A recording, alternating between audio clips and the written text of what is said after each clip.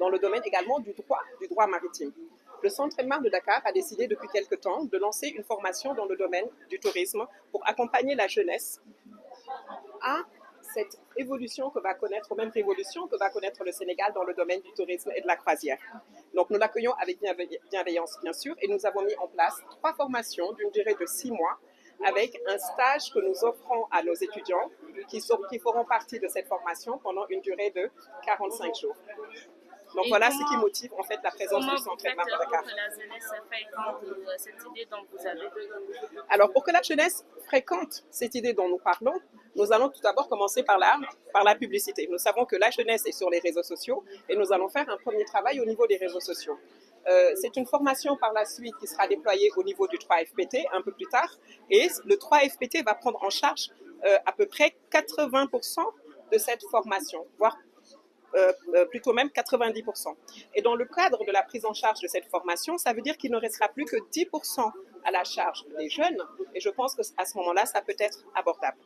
Et puis, surtout, il ne faut pas oublier, derrière, nous accompagnons cette jeunesse vers l'emploi. Parce que si on forme, c'est quelque part, c'est pour pouvoir placer les jeunes, qu'ils aient un accès à l'emploi.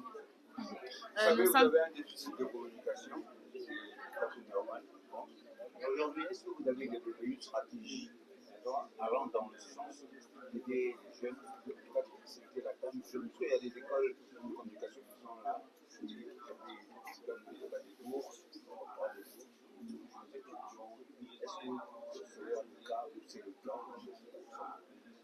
alors, si je comprends bien votre question en reformulant, vous dites qu'il y a un déficit de communication aujourd'hui pour la jeunesse. S'il y a des écoles de communication qui offrent des bourses, et si le Centre Elmar de Dakar offre des bourses, c'est ça? Donc, le Centre Elmar de Dakar, en soi, n'offre pas de bourse. Toutefois, le Centre Elmar de Dakar travaille évidemment avec la commune, avec la mairie, les différentes mairies, travaille également avec le 3FPT, nous sommes habilités 3FPT, et le Centre Elmar de Dakar reçoit des étudiants. À terme, l'année prochaine, si Dieu le veut, nous mettrons en place également des bourses d'excellence pour accompagner des étudiants qui ont eu la mention, qui souhaitent se former dans le domaine soit du tourisme, soit du transport, dans le domaine portuaire, maritime, logistique, ou sinon dans le domaine du droit maritime, nous les accompagnerons à travers justement ces bourses d'excellence. Voilà ce que nous mettons en place. Justement, in fine, est-ce que le Centre Elmar de Dakar peut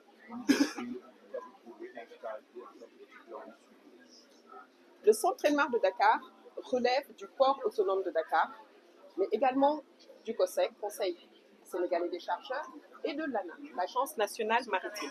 Le Centre Elmar de Dakar relève de ces 3 autorités et bien sûr notre ministère de tutelle que nous saluons au passage, le Dr Fatou Diouf, donc le ministère des Pêches, de l'industrie de l'industrie maritime et portuaire, des infrastructures maritimes et portuaires.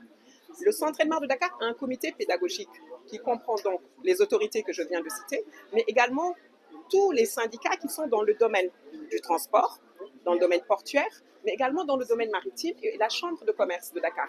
Ce qui fait que toutes les formations que nous mettons en place sont mises en place avec ce comité pédagogique. Nous avons aussi une commission scientifique qui accompagne le Centre Elmar de Dakar dans la définition des programmes pour que les programmes puissent correspondre à ce que le marché souhaite. C'est-à-dire le Centre Elmar de Dakar a un credo, on forme nos jeunes afin qu'ils soient employables. On ne les forme pas pour les lâcher. Le Centre Elmar de Dakar aujourd'hui a un taux d'insertion, tenez-vous bien, de 70%. Nous arrivons à insérer 70% de nos étudiants sans pratiquement aucune publicité. Pourquoi? Parce que nous sommes en partenariat avec au moins 90% des entreprises qui sont dans notre secteur d'activité.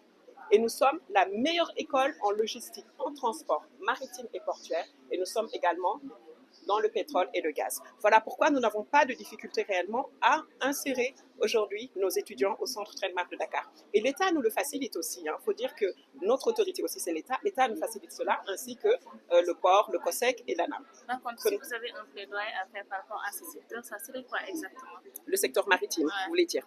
Alors, le plaidoyer à faire au niveau du secteur maritime, portuaire, de logistique, transport, mais également tourisme et la croisière qui est en train d'arriver au Sénégal, mais au niveau également de la Gambie, de la Mauritanie, de la Guinée-Bissau et du Cap-Vert, eh bien, c'est de dire aux jeunes filles, mesdames, venez.